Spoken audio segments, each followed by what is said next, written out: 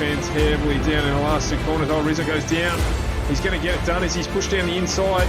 And that's pushed Connor wide. And it looks like Danny Webster is just about made it. He's going to make it there. Oh, wow. Dale Braden. Got down the outside there, side by side, a little bit of contact. Odegaard has managed to catch the goal. It's going to make it. First side, in three guys going side by side down into Grande Grande. This is going to be epic.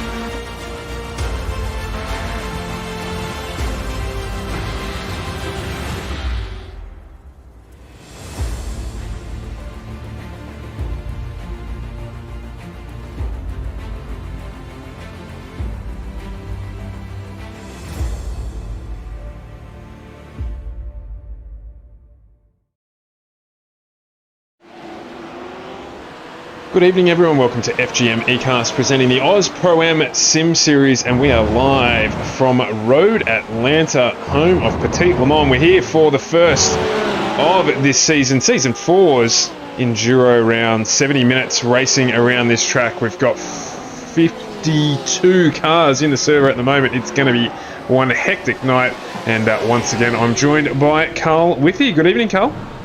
Good evening, Stuart. Good evening, everybody. And yes, welcome to Road Atlanta, of course, the home of Petit Le Mans, a track that has so much history to it. And it's going to be a fantastic race tonight. This place is no stranger to endurance racing, that is for sure. Absolutely a brilliant play.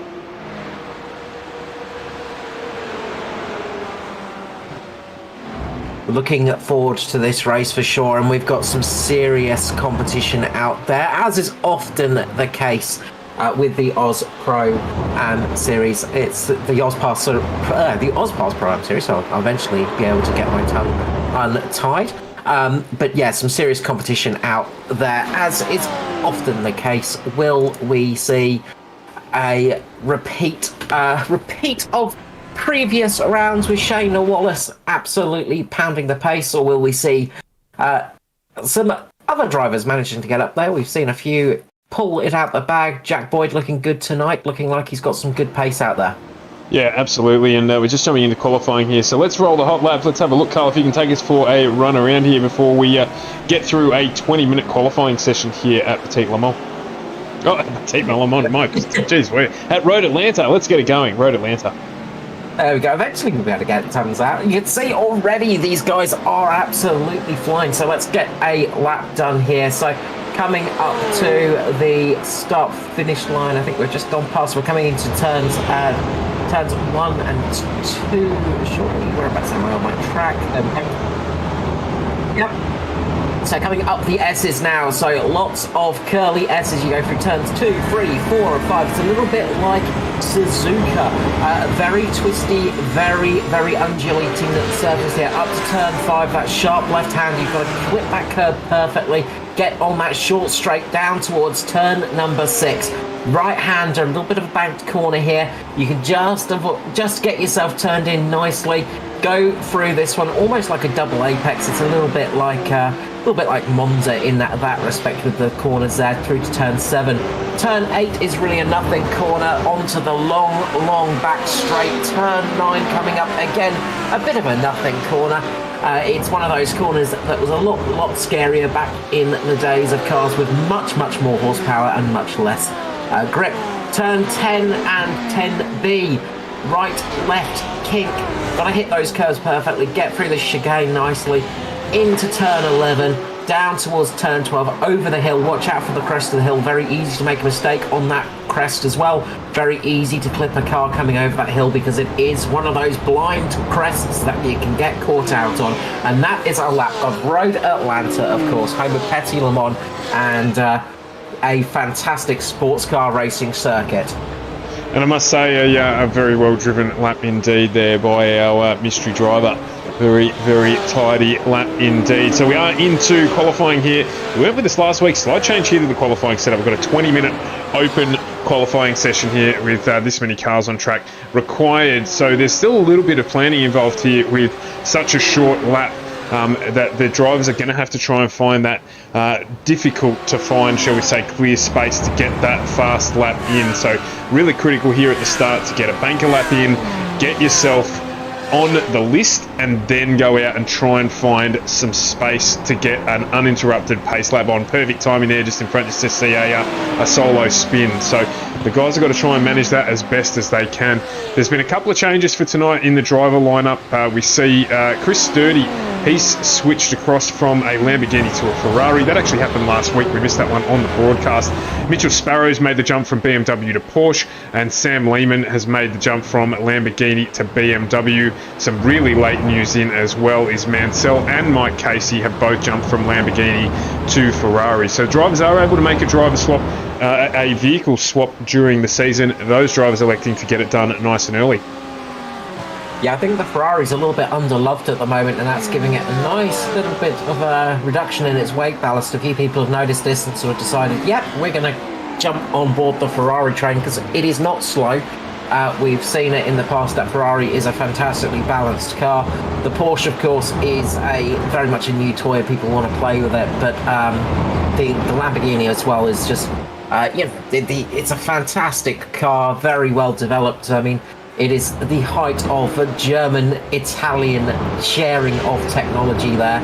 And then you have the BMW, which is just, everybody wants to drive a BMW because they're just very cool cars. One thing you're going to want to do on this qualifying run is to get yourself behind one of those Beamers, because it's going to punch a nice big hole in the air, especially down those long strokes you have here at Road Atlanta. You're going to get a nice bit of draft, and that could help your qualifying lap back and get you from the sort of down in like P10, P12 up to the front. There is not much time between these guys at the moment. No, indeed. And just very quickly as well, we'll just give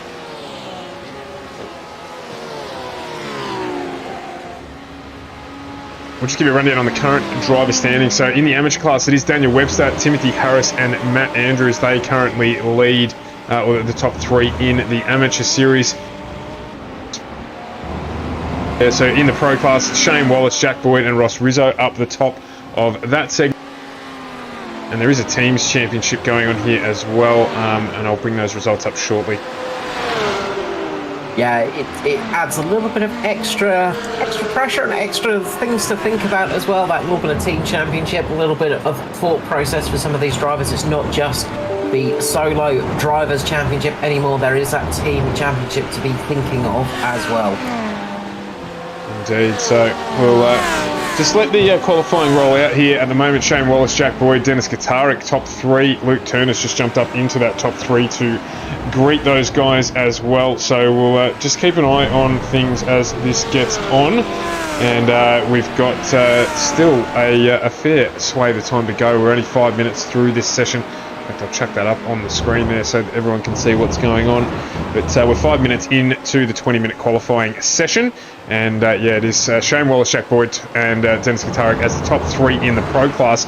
And Dale Carpenter's just jumped up inside the top 10 in the lead of the amateur cars, followed by Daniel Cheney and Chris Sturdy, currently situated in P19 and 20 respectively on track. Yeah, Shane Wallace, Jack Boyd having a good run up the front at the moment. Wallace setting a fantastic time of an 18.334, 10th quicker than Jack Boyd at the moment. But watch those times drop. Those guys are going to start getting a little bit quicker as a little bit more rubber goes down, as temperature starts to drop, as you get a qualifying cloud come over. It's a little bit late in the day here as well. You can see those lights starting to come on the cars, so track temperature will drop, air temperature will drop a little bit as well, and you should see it a little bit faster as this session goes on. Yeah, 70 minutes here tonight. So these cars, if you're joining us for the first time, will start with a fuel minimum. So they don't start on a full tank of fuel. And so we'll expect to see a stop here, from what I understand, around about lap 5 or 6. And that will then get the guys in. They'll get a full tank of fuel and probably need to make one more stop, depending on whether or not they're going to fuel manage to the end of the race here. So there'll be some early stops. Don't be too surprised to see too many drivers take a stop on lap 1 either, just to try and get out of the congestion that will exist at the start of this race. Of course, with this many cars on track, that turn 1, the crest of the hill, the drivers were warned about it in the drivers' briefing, that they need to make sure that they're careful at turn 1 after heading up, or sorry, turn 2 after heading up to the crest of the hill. Yeah, that's it. It's going to be an important thing to just get out of the traffic a little bit. There's still 48 cars on the track tonight, so that is a fair field to get through. And the issue that causes is, unlike last season, where we still had some great numbers, but it wasn't quite as extreme as we have now. You can see that on the actual driver tracker, just cars all the way around. It's like a giant snake slithering around the whole circuit there without a gap between the cars. But you don't really have a gap to get out to use that clean air to try and get a little bit of an advantage to jump up on people. So it's not always worked out, the early stop in qualifying, but we might see some people give it a try tonight, especially because it is an endurance round, as you said. Starting on minimum fuel means that you can make it a little bit later in the race, and if there's a few accidents up the front, it could well pay off for you. Yeah, definitely. So it's going to be about race management, that is for sure. It always is at these small track. And of course, a number of the drivers will be using this as practice for this weekend's Spa 24-hour race as well, Carl. Yeah, of course, Spa 24 coming up this week, and Spa, I mean, what can you say about Spa? It is Spa. It is one of those great tracks in motorsport Hall of Fame, of course, and the cathedrals of motorsport would have a little chapel to Spa. But Road Atlanta is also one of those tracks that people really hold in high esteem because it is just such a technical track. It's so very different, and it is extremely high speed as well. You've got some really long straights here, some very fast corners, and then that twisty section, the S's up from turn 1 up to turn 5. So tricky to get right. It really puts the pressure on your tyres. You tend to get a little bit of overheating in the tyres, and then all of a sudden you can find yourself into a big accident up towards turn 5. But yeah, it's people are going to be looking to get a little bit of practice in. It does help, of course, getting practice in on a congested track as well, because you obviously get a little bit more practice passing a few extra cars here and there and dealing with traffic. Traffic management is always a key feature.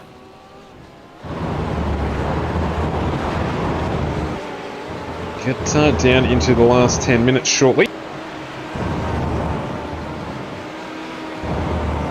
Just having a few issues with my keyboard now, of course, but that's okay. We'll keep on keeping on, just intermittently dropping out. So we'll change that over. We'll see how that goes. So yeah, the getting into the last 10 minutes now of qualifying. So we'll start to focus in on who's on track, who's off track. John Merritt, Funslow, Dale Carpenter just currently in pit lane, along with Lachlan Capel, Aaron Law, a number of the drivers just biding their time in pit lane, waiting for a clear spot, if you can get one. You can see that track map up on the screen there, and those little dots represent every single car. If you can spot your favourite driver by car number, that is how they're represented on that map, and you can just see how difficult it is with what we've been describing to actually get a clear run here.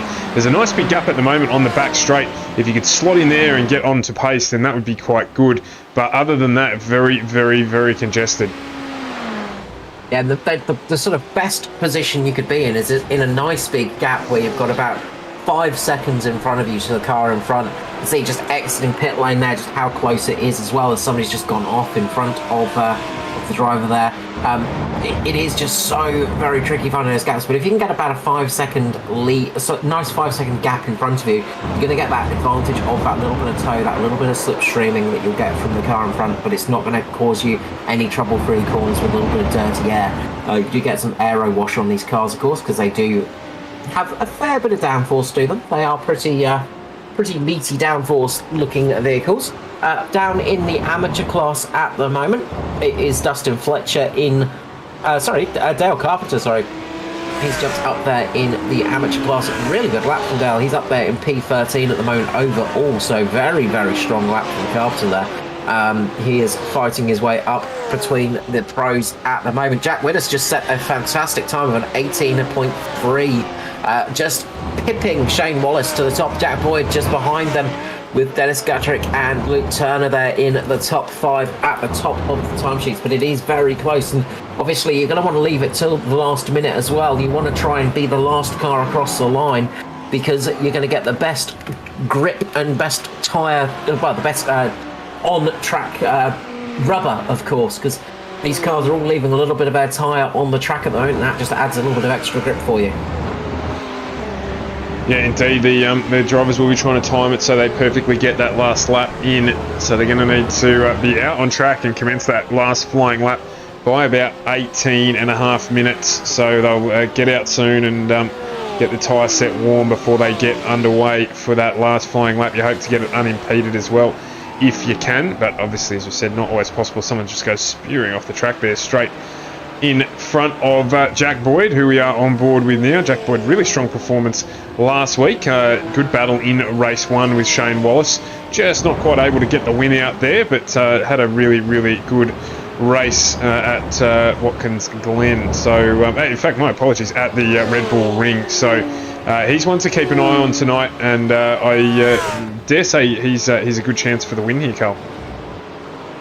Yeah, I think he's very hungry as well. That's one of the big things. Of course, hunger is a huge thing on drivers, but it is also keeping that driver and getting a win under your belt sometimes. In obviously a lot of skill for Boyd, but sometimes you just need to get that first victory under your belt just so you can put a little bit of pressure off of yourself in some series. So there's a little bit less pressure on you, and you just sort of feel like this. It just makes it feel a little. The hardest win is always the first win, they say. I was just sitting in your car feeling like we were being watched, and we were, because good old Scotty Rankin snuck into the booth. G'day, Scotty.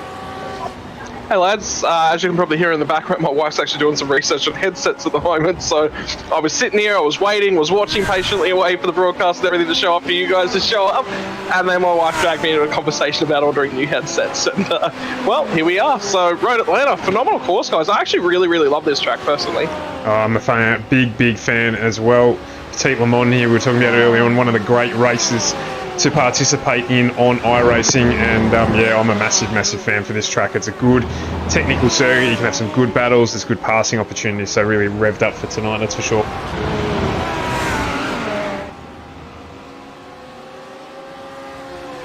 So yeah, just talking amongst myself here.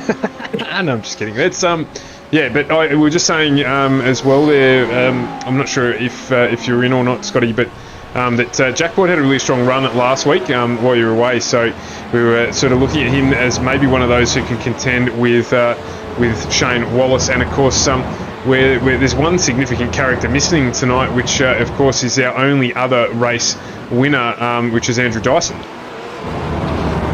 Yeah, but to be perfectly honest with you, the form guide that Jack Boyd's actually come out and shown so far, I'm actually really impressed with him.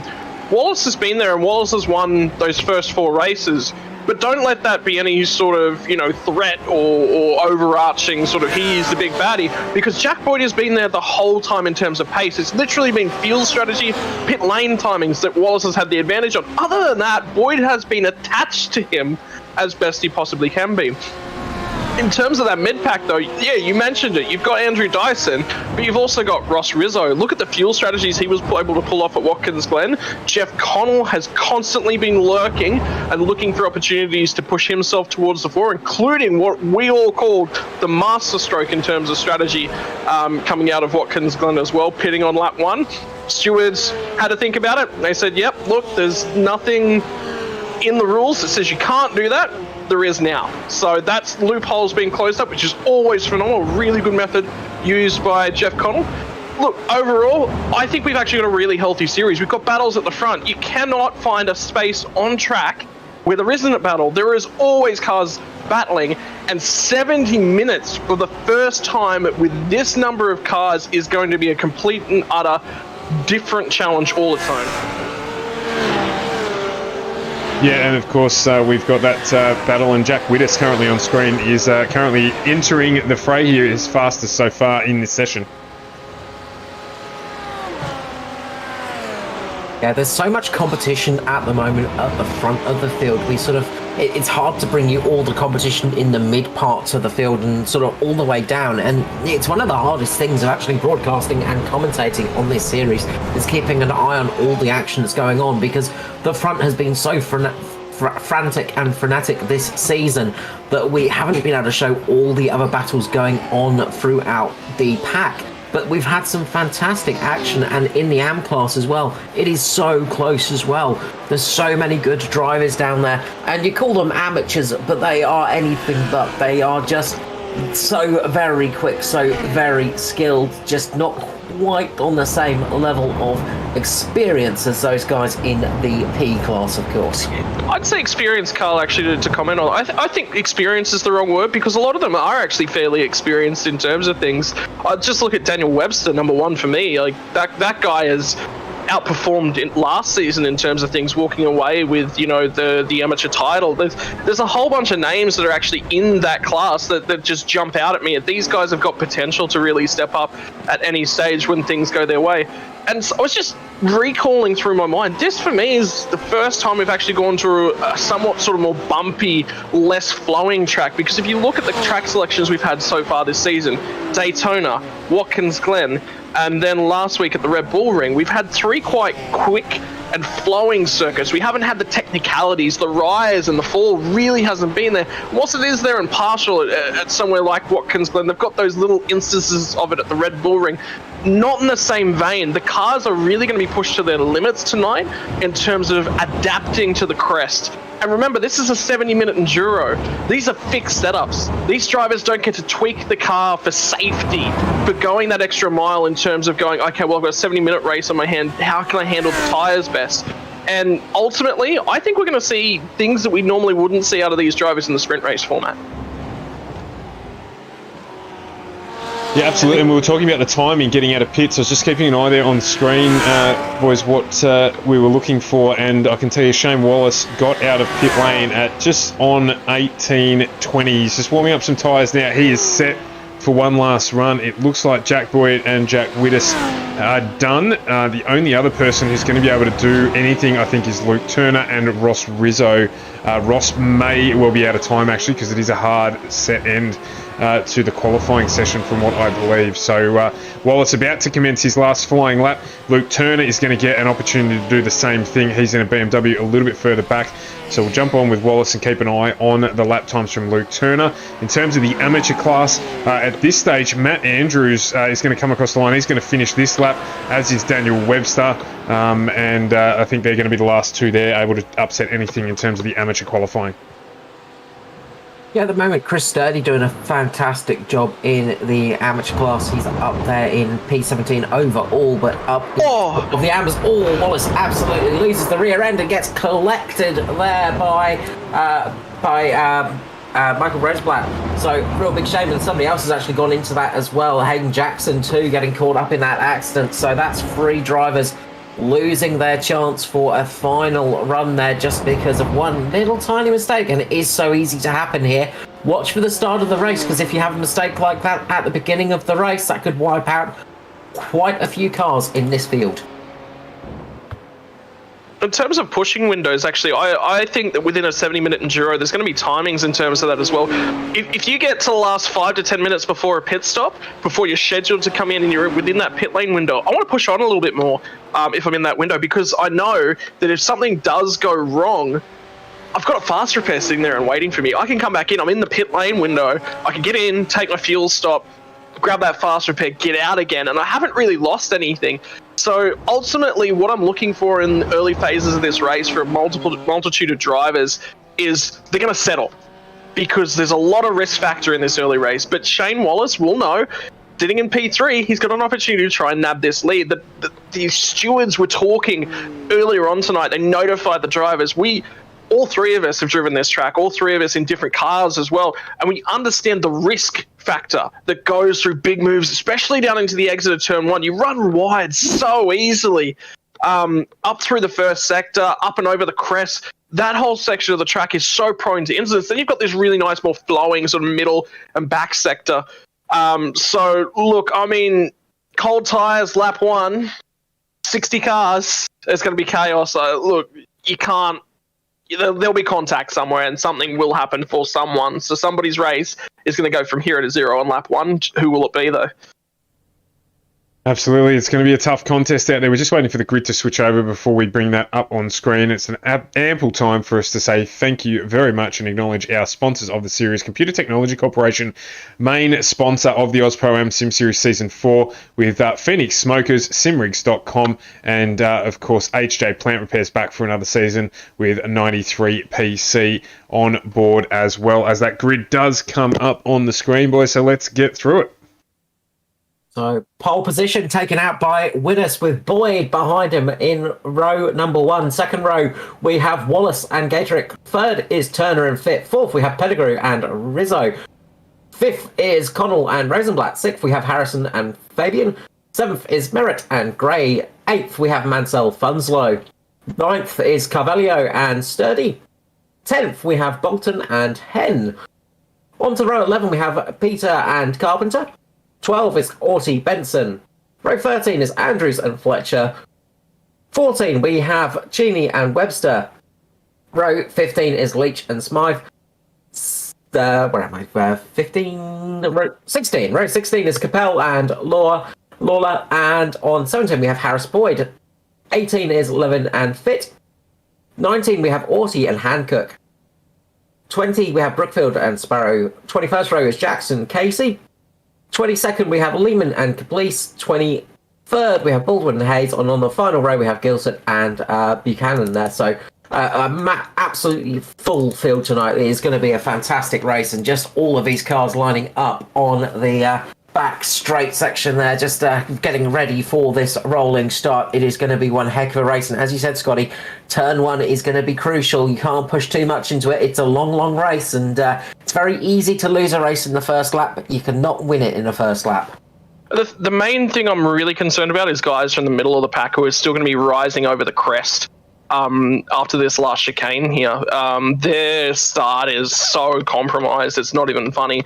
But having said that, they're going to be diving down into turn 1 at full speed and on cold tyres. So if anything's happened down there, they're going in a little bit blind for my liking. So they've got to really use patience, really be careful. But then again, that's honestly, it is one of the biggest highlights about this series, and we talk about it all the time because it is so important.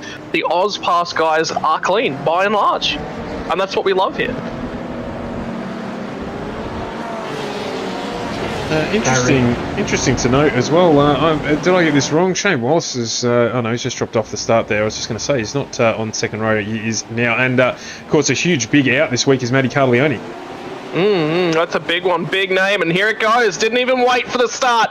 It's going to be Wittes that leads us down into the first turn. Still too wide from row 2 on backwards, but it is going to be Boyd that slots into P2, and it is going to settle down into P3 for Shane Wallace. And remember, ladies and gentlemen, that pole time is only 1/1000th of a second for Jack Boyd off, and only 200ths of a second from the pole time for Wallace. So the top 3 separated by absolutely nothing. Look at the whole field file through. I was expecting everyone to come to blows in this early sector of the race, and I tell you what, for this entire field just about to get through that first sector, and look at it, the snake starts to build and they climb as they reach the halfway point of the first lap. Interestingly, quite a few drivers actually came into pit lane. There's Fit, Brookfield, Orty and Caplice all deciding to come into pit lane before they cross the line. So they might be looking at a little bit of a rap on the knuckles there for that one. Coming to the lane from the starting grid, Carl, or is that starting from pit lane? They came in from the starting grid, so they came in on before the first lap has come into pass, so maybe a few of them just not quite glancing at the revisions in the rulebook. The Jeff Connell effect maybe catching a few people out. Jeff Connell 2.0, I believe, is the rule they've written into the rulebook there, as Dale Carpenter jumps into pit lane early to get out of the traffic, and he's joined by Jordan Peter as well. This will be an interesting strategy. So one of the downsides of doing that is that they are going to have a fair bit of traffic to fight through, but by the time they reach it, everyone was sort of spaced out. If you're sort of in that back quarter, so even back third, the last sort of third of the grid, I'm looking anywhere from, say, 35th backwards. That is a good move. Any higher than that, you're kind of going to just jam yourself straight back into traffic, and not necessarily the smartest of moves, but drivers are looking to create that advantage when and where they can, run some faster laps, make overtakes. through the lane and in clear air, but once again it just continues to be Wittes from Boyd, Wallace, Gitarik, Turner, Fit, and so on. So your top 5 are Wittes, Boyd, Wallace, Gitarik, and Turner. That is a host of drivers. I tell you what, guys with skill like you wouldn't believe in that top 5.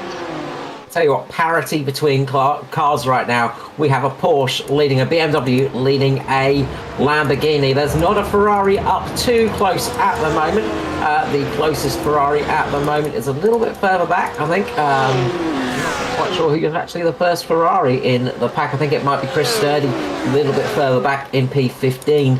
But those cars are absolutely nose to tail at the moment, and you can see just great job from all the guys at AUSPASS, just doing a good job of keeping these cars competitive with each other, because that's what we love to see in this series. Great battles going on throughout the field at the moment. It's just trying to keep an eye on where the best action's going to be. And Andrew Dyson's just jumped into the comments there, just trying to find out where he is tonight. Just said that you are still allowed to pit before taking the green flag. Interesting. Okie dokie. So that's good news for those guys that came in then. So that is going to help them a little bit. So that will just get them out into some sort of fresher air. There was a few cars that came in with each other, so that's going to give them a chance to draft with each other as well. Get some drafting partners. So yeah, interesting little move there. Yeah, absolutely. So, and Jimmy, 1080, mate, not too sure about that. The stream's definitely in 1080, so maybe just check your local settings just to see if it's at your end, because it's 100% just pumping down the tubes at 1080 there as we get this great shot in the sunset as the drivers head through onto the main straight here to complete another lap. Yeah, glorious looking racetrack, especially at this time of night, time of day. It just looks fantastic out there, and these cars, the headlights start to show up. You see that little bit of glow of the brakes, of course, and that's just going to get a little bit better as we go on towards the final stages of the race. So when do we expect to see Wittes, Boyd, Wallace, Gatrick come into pit lane, guys? I'm going to go with around about lap 7. Yeah, they've only got 20 litres on board, with the exception of the Ferrari, which has 1 litre less at 19 litres. So lap 7, yeah, I think you might have hit the nail on the head. And that says to me that the drivers that pitted early will have 7 laps less worth of fuel in, so they'll be in for their second stop 7 laps earlier than everyone else. So we can take a little bit of a read from there. But I'm going to be honest, I'm expecting that Shane Wallace is in maximum save mode, because that would be just about as expected from him. And Ross Rizzo, we can pretty much expect him to be using as little of the go-go juice as possible. Just focusing at the moment on Chris Sturdy. He is the leader of our amateur class at the moment. He's down 1 position on track, but still in the lead of the amateur class. He's in a gaggle of pro drivers here who are trying to make their way around. He's got Paul Mansell, Christopher Henn in front, and it looks like Bruce Di Carvalho and Mitchell Bolton are trying to get the move down the inside.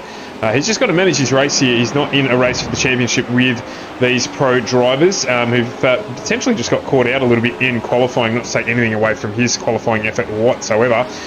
So he just needs to manage his race as well. He's got a good gap back to Matt Andrews, who's currently running second in the amateur class. And then there's 3 or 4 cars in between second and Daniel Webster running.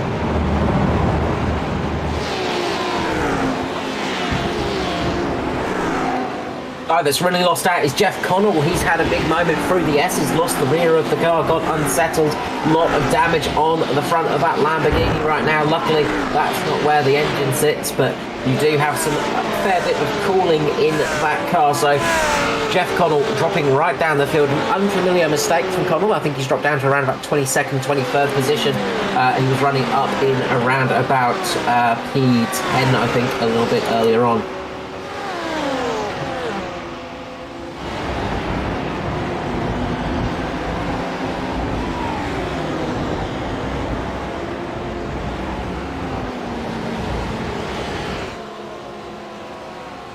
I was about to say.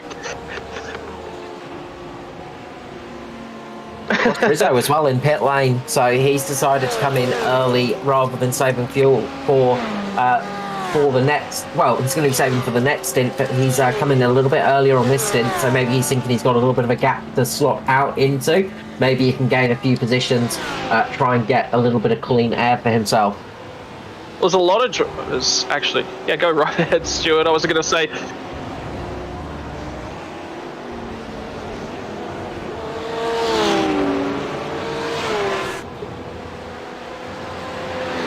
well, not just overshoot the line, but it's so difficult because it's on the right-hand side of the road and the crest is blind. You think you're on the pit lane entry and you're not, and like all of a sudden the car crests the hill and you just jump back to the left and you've missed it, and you've got a really compromised line as Boyd looks to start getting aggressive all over Jack Widders. So multiple features about this track that make it not only iconic but a rather difficult track. It's almost the American Bathurst, and Jack Widders says, I've had enough of this, I'm coming for a splash. He, for my liking, is going to pop out in the middle of a gaggle of cars. Can I have a look at that track map if I can, Stuart? Because that thing will just about be dotted with cars, I think, right about now. Well, driver that's come out in a good clean spot is Ross Rizzo. He's got a nice gap in front of him at the moment, so he actually got some really good clean air. This could be good news for Widders, because it looks like he might just have a relatively clean spot, depending on how much fuel he takes, of course. That's the other thing. You don't have to take a full tank. You can just take on a few litres of fuel, get yourself out into clean air, and then just come in a little bit later in the next stint. So you've got all of that to think about in racing like this. It's not just about just top up the tank, top up the tank, top up the tank. You've got other things to ponder about as well. Oh, you reckon Boyd will try and cover off the undercut and come in the very next lap, or you reckon Jack Boyd's going to go a lap longer? And then where does that put Wallace in the fuel equation? This is going to be it's going to be an interesting battle now, because I think Wallace is really doing a lot of fuel saving. You can see Gadrick's got past him, and he's managed to get up into P2. Wallace has just dropped back. He's not setting the lap times alight at the moment, but he is definitely saving. So I think we might see Wallace just stick it out there one more lap as Jack Boyd and Gadrick do come into pit lane. And indeed, Wallace does stick it out for another lap. So I think Wallace is going to stick it out there a little bit longer. That's going to mean he's going to have a little bit more time in pit lane, possibly, just taking on a little bit more fuel. But it means he can go a little bit longer in the race as well. So keep an eye out for this battle. Of course, the one to keep an eye out for drivers in the area is Widders. He's currently got a nice clean gap in front of him. So it's worked out very well for him. So he's had clean air to go to start running his time in. All the other drivers are just coming out of pit lane at the moment. Where is Widders going to feed back into? Just in front of Dennis Gattrick, I think, and Luke Turner. So he's just fallen just behind Boyd. Yeah, and if you're actually keeping your eyes peeled in terms of the running order, have a look at that name right up there that always likes to do his fuel-saving maths. Ross Rizzo has popped out multiple cars ahead of where he was potentially earlier. I think it was P7, but I think in terms of car lengths and distance, he's much, much closer to these guys, and he's given himself just a little shot in the arm that a poor qualifying performance needed to grab a few places back. But then again, Ross Rizzo, he's been a little bit more patient this season. We haven't seen him come out with really flashy performances. He's dropped a little bit of tempo. Do we think that he's struggling a little bit more this season with the change of car? I don't know. I don't know that. I'm not too sure, actually. In looking at it, his performances have been good. It's just not just quite there yet for him. So obviously an exceptionally talented driver. So he'll sort it out. Maybe just the switch to the Lambo there, just switching it up on him a little bit, and and just pulling him back into the field a little bit. Look how much Shane Wallace has dropped back. Look how these guys are going to stream past him right now. Wallace is going to drop all the way back just in front of Ross Rizzo, I think. So Rizzo is going to be right on the tail of Wallace right now. Rizzo is going to be putting the pressure on the number 97 there, and he is really starting to apply the screws to Wallace. As I said, watch out for Rizzo, because he had that beautiful clean air when he had that pit stop, and that really, really helped him gain those positions. It was a little bit of a risk, but it worked out really well. Gattrick just did a great move on Widders there, I think. So good moves up at the front at the moment. We've got Jack Boyd in the lead, just second place. Luke Turner sitting there in third position. Jack Boyd has dropped down to fourth.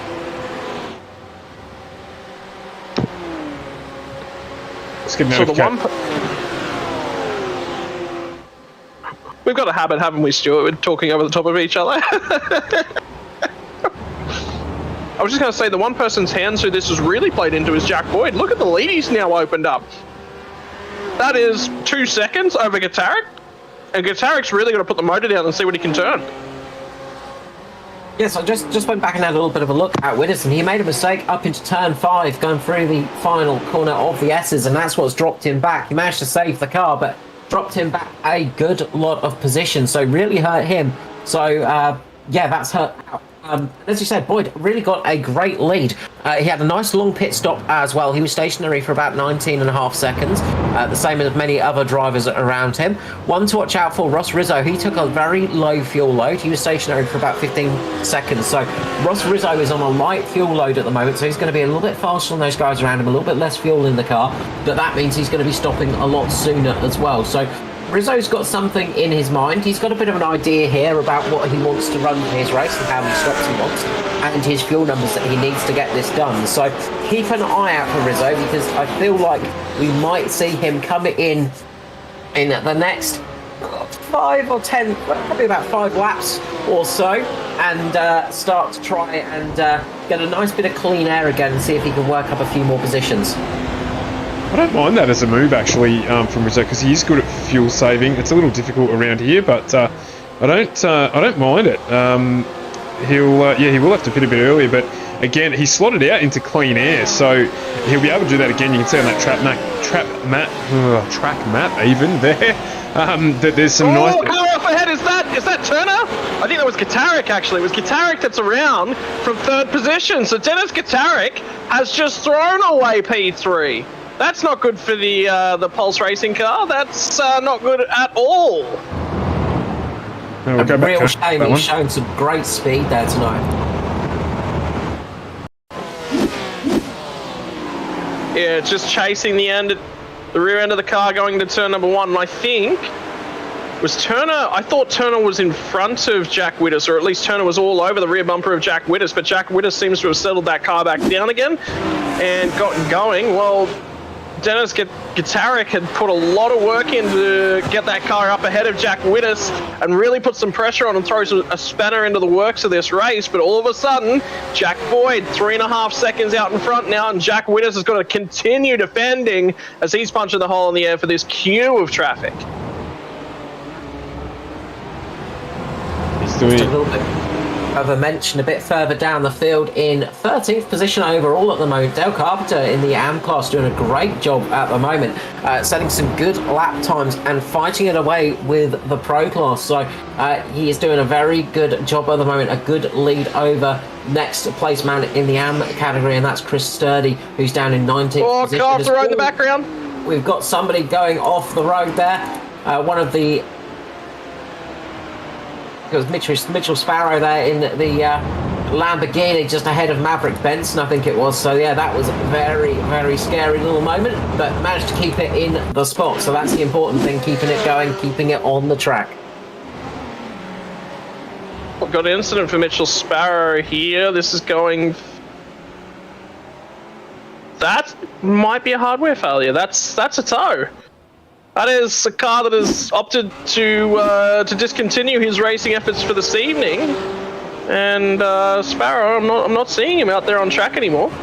No, he's disconnected from the server, unfortunately, so some kind of technical difficulty there. But we do see it. Meanwhile, Luke Turner has got Shane Wallace all over the back of him up the front of the field at the moment. Wallace is really, really pushing hard. Just behind them is Ross Rizzo as well. Ross Rizzo has got a much lighter Lamborghini at the moment, remember, so he'll have a bit of extra speed with that little bit less weight in the car. It just helps it turn a little bit better, a little bit less fuel on board, helps things out a little bit. But Luke Turner is having to deal with a lot of pressure at the moment up in front of Wallace, and of all the drivers you want chasing you, Wallace is one of those on the bottom of my list, because he is very, very aggressive and he will push and push and push you, try and force you into a mistake.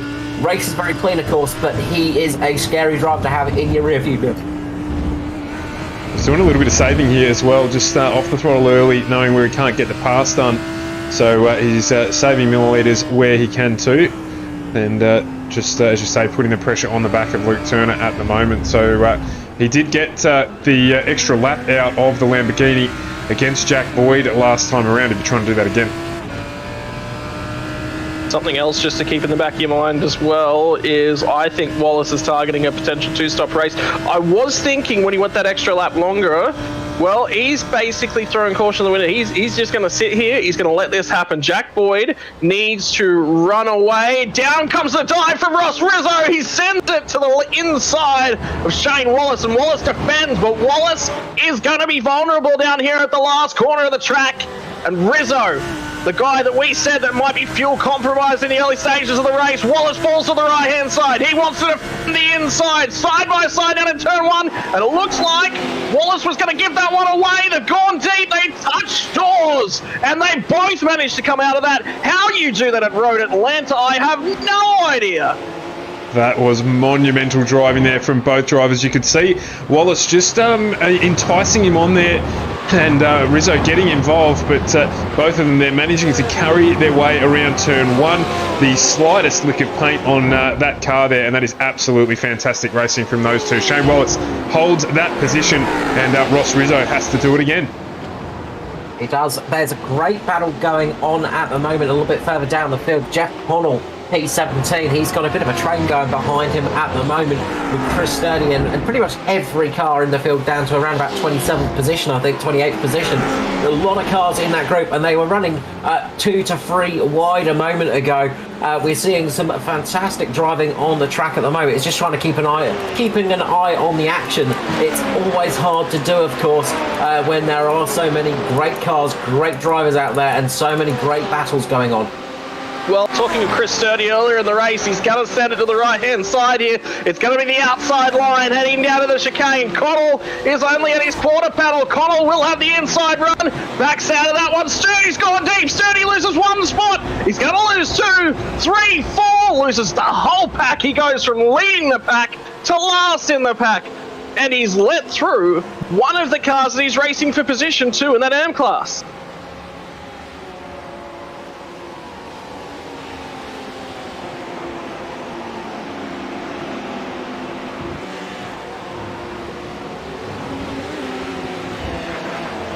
Let that car settle down, take a bit of a breather, and then go back on the attack. That's what you have to do. As you see, a couple more cars just passing position. As we say, we apologise for not being able to bring you every piece of the action because there is just so much action on the track. I think it would take us months to be able to bring out every single pass in these races. But as always, great job on the cameras from Stuart, just keeping every little bit alive that we can. Meanwhile, just a little bit further back, we've got Scott Gray all over the back of Ross Rizzo. Gray is really putting on a bit of pressure to Rizzo at the moment, and I think Rizzo's just trying to save a little bit of extra fuel. He's probably going to be coming in the pit lane in the next 2 to 3 laps, I'd say, for Rizzo. But it's not going to be long until we see Rizzo coming in pit lane to top up that fuel, I would imagine. Race starts to settle down once again. Rizzo had a go at Wallace. Now he's fallen off the back of him a little bit. Looks like Shane Wallace we were talking about, he was saving fuel earlier on, and I think that Ross Rizzo had a bit of a go at him, and that forced him to push a little bit too hard than he would have liked, and that meant that he's ticked outside his fuel window. And if anyone knows the fuel window of the car that they're running in, it'll be Shane Wallace without a doubt. That guy knows the exact number of millilitres he needs to get screwed out of a fuel stint, and he will drive to that number. Yeah, fuel strategy, always a big importance, and that's the thing, you get hurried up a lot as well. Richard Brookfield getting the hurry up at the moment from, I think it might be Dennis Katarik, sorry, not Dennis Katarik, I think it might be Chris, sorry, I'm trying to figure out who that is. Maverick Benson there. He is all over the back of Brookfield at the moment, really putting a lot of pressure. You can see cars all over the back of him. They're trying to go too wide here. It's not an easy thing to do at the best of times, and do end up losing a couple of positions, but it's fantastic fights going all across the field at the moment. This big long straight does tend to lead to a little bit of drifting and a little bit of drafting and some good options there for getting a tow. But, car going slowly there down on the inside. I wonder if that's a lapped car or if that's a slowdown penalty of some kind. I've no idea who that was.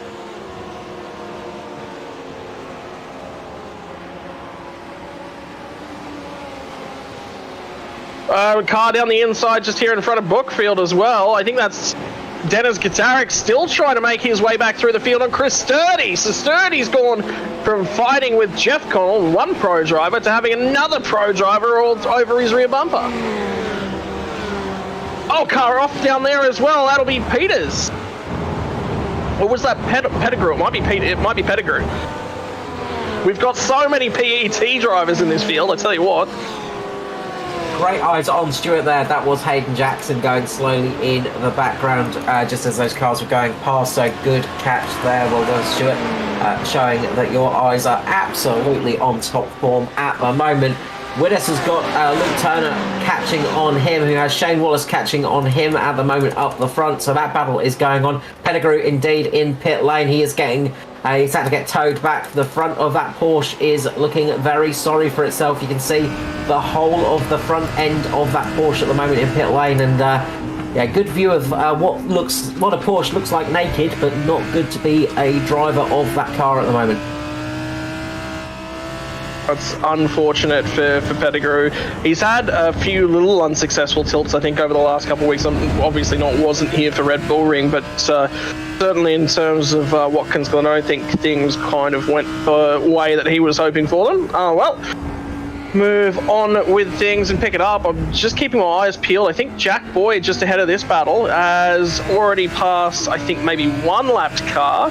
And I think he's coming up quite quickly on another lapped car. So all of a sudden, traffic is going to be... No, it wasn't one lapped car he's already overtaken. That's the first lap car ahead of him there. So it'll only be 5 laps or so, and he'll be starting to crawl through some traffic. And then all of a sudden, that's where this race will start to come alive, because traffic management on a circuit with a lot of racing opportunities can still be quite difficult. Road Atlanta is not that circuit. Seeing a few of the two second stops come in at the moment. Brookfield, we've got Brookfield down the inside. Wallace is going to send it and get it done on Luke Turner. Turner opened the door, and I think he just let that one happen. He recognised that his race right now isn't necessarily with Wallace. That may play out in terms of fuel later on, and it would be treacherous to try and defend on the outside in that BMW.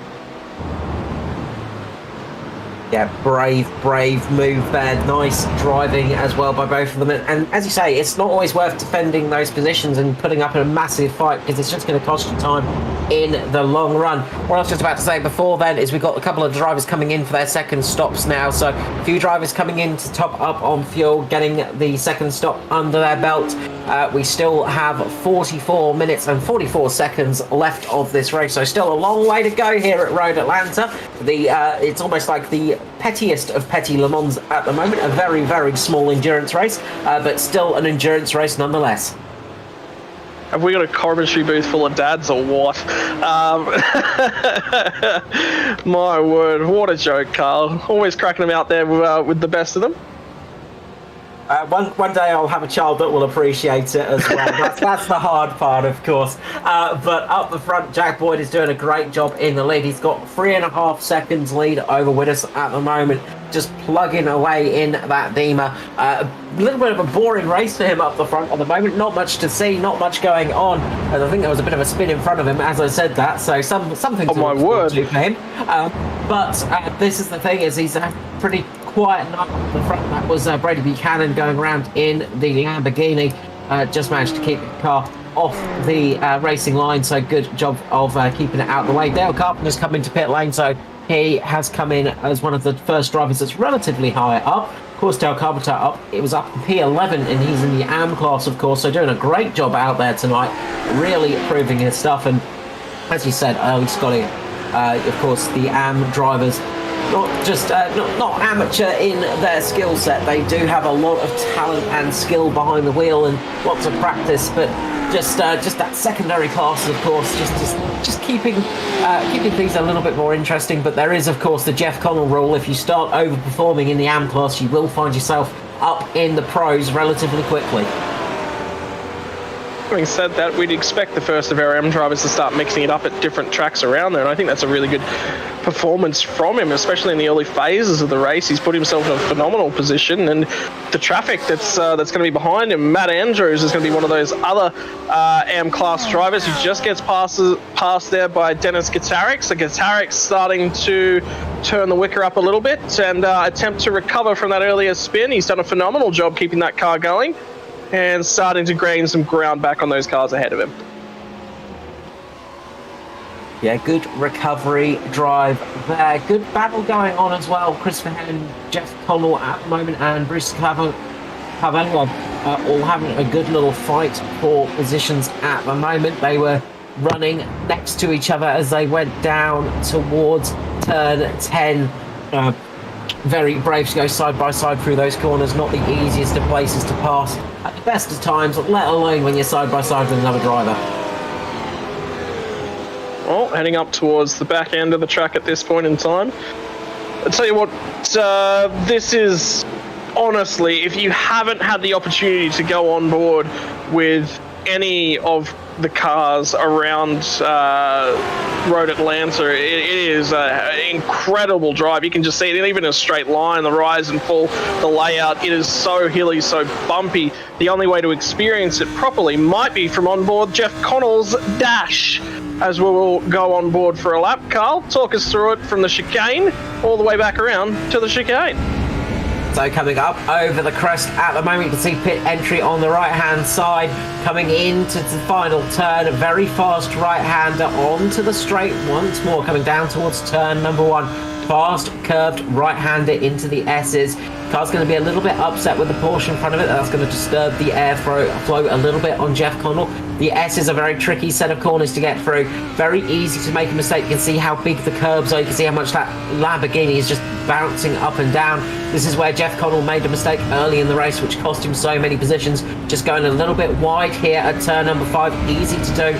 Lots of runoff there. The car gets unsettled over the top of that crest as well. Coming down towards turn 6 again. The very fast right-hander. Got a nice bit of camber there, just lets you get the car through. Up over the crest here into turn 7. Slightly off camber, which does unsettle the car, just makes it a little bit tricky. Now we're getting up to the speedy sections once again. Gonna see speeds over 200 kilometers an hour. You can see that little bit of help with the Porsche in front, getting up to 220, 230. Be hitting up around about 240 as we get towards the end of this section. Almost 250. There we go, down towards the chicanes. Again, we come in, hit the curb nicely on the entry, hit the curb nicely on the exit, under the bridge, over the crest again, and that is a lap of Road Atlanta. What a fantastic place to drive. It is very much like a roller coaster ride. Tell you what, a perfect image as well, perfect timing for that Porsche to dive into the pit lane entrance. That just strikes you as how difficult it is to race with cars entering and exiting pit lane, and one of the more difficult spots is the pit lane exit, because it's just about on the racing line there on the right hand side before you turn down, rise up and over the crest. We'll watch this one from Scott Gregg. See where the cars exit the pit lane, they feed back in. Have a look at that. There's the traffic coming up and around on his left-hand side. Will he feed out in front? Yep, but there's so little space that you've got to feed the car back in, crest the hill, bounce off the curb. It's all about managing the bumps around here, managing those curb strikes, and making sure that you can get on the power nice and steadily afterwards, Carl. Yeah, that's it. It's getting the car settled, and that's the hardest thing to do. Is you've just got to wait and just be patient. You can't be too greedy in these cars. Although you've got things like traction control and ABS, they only help so much, of course, and eventually they will give out on you. And sometimes traction control and ABS can be a little bit of a curse rather than a blessing, because you sometimes get a little bit overconfident with those little bits of assist, and you feel like, oh no, it's going to be fine, it's going to be fine, and then all of a sudden it's going to catch you out very quickly. We have seen cars come into pit lane right now. Ross Rizal's just given a bit of an eye on. He had some fresh air in front of him. He had quite clean air, but he's not quite making up positions I think he'd hoped for at the moment. Setting some good lap times, but we'll see how this works when everybody else comes into pit lane for Rizzo. We've seen him have some good moments up there. So it's just really keeping an eye now on the race leaders, seeing when Boyd, Willis, Wallace, Turner and Fit decide come into pit lane. And I think that's going to be the big one, is how much longer can Jack Boyd keep going? We've seen some really good pace from him. Shane Wallace is turning up the wick now as well.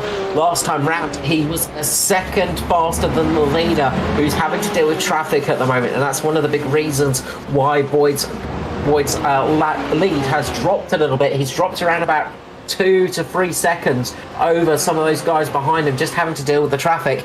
The flip side for that is those guys now have to deal with the traffic, as well as Widders has come into pit lane. Rather than dealing with the traffic, Widders has decided, nope, I don't want to have to deal with this traffic. I want to get into pit lane, hopefully come out with some clean air, and this should give me the jump. So watch out for Widders. He might get the jump on Boyd with this strategy. Interesting to contemplate at this point in time. It looks like most of our drivers have already committed to that 3-stop strategy. If you want to see if somebody's going to be able to make that 2-stop strategy, the last car to pit, remember, Shane Wallace. That's who I've got my eyes peeled for in terms of that one. So there's 3 cars, I think, that haven't pit at this point in time.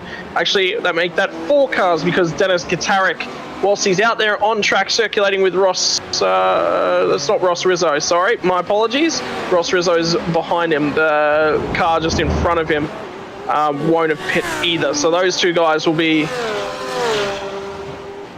Michael Rosenblatt is the car just ahead of Gitarik that has not pit. So it'll be Gitarik, Rosenblatt, Turner, Wallace and Boyd are the 5 drivers who have not pit, guaranteed at this point in time, in reverse order. Because Boyd. who likes to read it from the top Boyd's every made time? a mistake coming into pit lane. Big hit for Boyd. That is disastrous for that little run there. Boyd making a huge hit coming into pit lane. You did say it was a treacherous pit entry. Boyd has lost it coming into pit lane. He's just gone a little bit too quick. It's hit the grass on entry. Car's got unsettled, and then that concrete wall has punished him. So that is disastrous pit entry for Boyd. Luke Turner right behind him. Of course, the quick repair is going to be a lifesaver for Boyd right here. But he will have lost time in that pit entry shunt, so that's going to hurt him. This could be exactly what Shane Wallace wants to see in the respects of that. And again, Shane Wallace is going a little bit longer than everybody else. He's stayed out there for another lap. I'd probably say could see Shane Wallace maybe try for one more lap after this even. Will he try and keep it out there as long as possible? That's going to be interesting. Jack Boyd does get out in front of Luke Turner, I believe. So he's just managed that, and he's just managed to keep ahead of Jack Widders as well, I believe. Well, Shane Wallace now the only car to have gone the extra mile. He went 1 lap extra on the last round of pit stops. Can he go 2 extra this time by? I think he should be right in about that pit lane entry spot. He's gone another lap. So Shane Wallace has gone another lap. Could that be a deciding factor at the back end of this race? Remember, 2 laps less worth of fuel. Maybe what, somewhere in the realm of 2-3 seconds in terms of pit lane transit time? And look at the pace of Shane Wallace right now. A 1 minute 18.499. Fastest lap of the race is currently by Dennis Gitarik, a 1:18.477. So Wallace just off the fastest lap of the race so far, but he is the fastest man out on track by almost 4 seconds over some of those other guys. Very good pace from Wallace at the moment. That light car is paying off for him. Of course, those low fuel loads really does tend to make it a little bit easier to drive.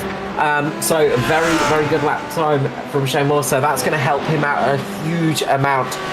Expect to see him roll out just next to Jack Boyd. I reckon he's going to be very close to Boyd and Widders when he comes out of pit lane. It's going to be a very, very close fight for those guys. I'll tell you what, that track map right now, that thing is all kinds of muddled up. The drivers are in all kinds of orders.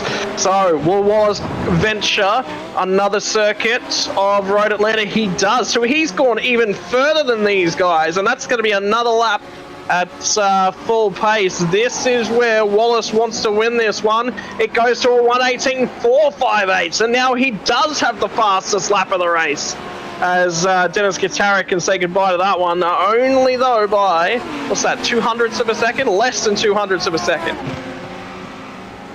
Yeah, super close lap times there. Really, really nice work. Just a bit of a shout out and a bit of a glance down to the AM class. Dale Carpenter doing a good job at the moment up in P11.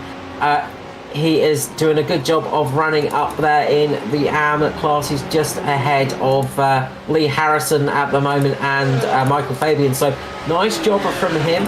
But Shane Wallace is absolutely flying. He is really, really going for it and putting the pressure on everybody because he is setting those lap times alight. Actually going to say he's just passed one of the other cars from the AN class and one of our early leaders in that one, Chris Sturdy, is Shane Wallace. So lapped car central. I think Wallace will dive into the pit lane this lap. I don't think he'll bother with another lap. I don't think there's much choice in that sort of a matter. There he is. Too much traffic to deal with. He's going to get held up massively. Now, is that Jack Boyd pit lane entry mishap going to cost him? Wallace to pit lane. The lead is 36.8 of a second at this point in time. Will that be enough time for him to pop back out in front of Jack Boyd? Will he pop out in between Boyd and Wittes? Will Wittes lose that spot? We're about to find out. Got a feeling he's going to jump out between Boyd and Wittes. My personal little bit of feeling. Shane Wallace actually just taking advantage of the quick repair as well. He had a little bit of damage to the front left of that car, so he's going to take advantage of that now. So we see Jack Boyd coming over the crest, coming into the straight now. Wallace is leaving his pit lane. He's left his pit box right now. Wallace is getting up to speed. Will we see him beat Jack Boyd? We are going to see him beat Jack Boyd. Shane Wallace has taken the lead of the race with those fast laps in the end, and he has taken it by almost 3 seconds. My word, he is, what's that, 5-6 seconds in terms of pit lane strategy? I think he had a boatload extra space in that tank, and he was guaranteed to have another stop, and he said, too much traffic. I'm not going to be able to punch out fast laps. I think he's coming to pit lane. And I think he still had a bunch of laps, so he could have run out in that tank. He was stationary for 14 seconds, whereas Jack Boyd and Wittes were stationary for 19 seconds. So that gives you an idea of the difference in stationary time there. What a fantastic stop, but also fantastic lap times as well. You've got to say, Wallace's lap times, his in-laps were absolutely on point, and he caught the traffic at the best possible time of catching traffic, just as he was about to enter pit lane.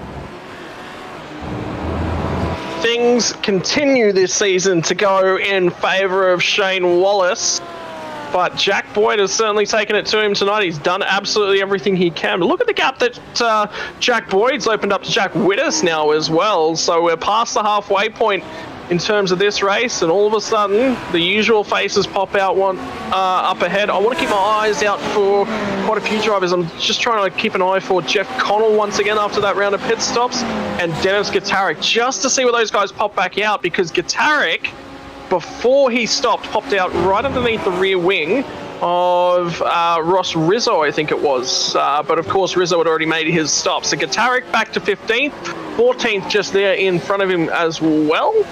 And that, I think, is Rosenblatt. Is that Rosenblatt that's just ahead of him? It is, yeah. Jeff Connell is right on the back of Gitarik as well. So those two are going to be fighting tooth and nail come towards the end of this race. Those two have been close together, and I can see a really good fight because those are both quick drivers, slightly out of position from slight mistakes earlier on in the race. And this, for my mind, this is one of the biggest stories of AUSPASS so far, is that I'm used to seeing John Merritt up at the front, right at the pointy end on that podium. So something hasn't gone John Merritt's way so far this season, because that is a driver of real class. That man has won so many trophies that you wouldn't believe the amount of pedigree that guy has. And Paul Mansell, I think that is right behind him as well. So Pulse Tuning guys, no, sorry, that's the Injectors Online car, I believe. They have had an absolute cracker of a season. The amount of effort put in by those boys to make sure that their numbers are up to scratch has been phenomenal. I think that Paul Mansell would be the leading Ferrari as well.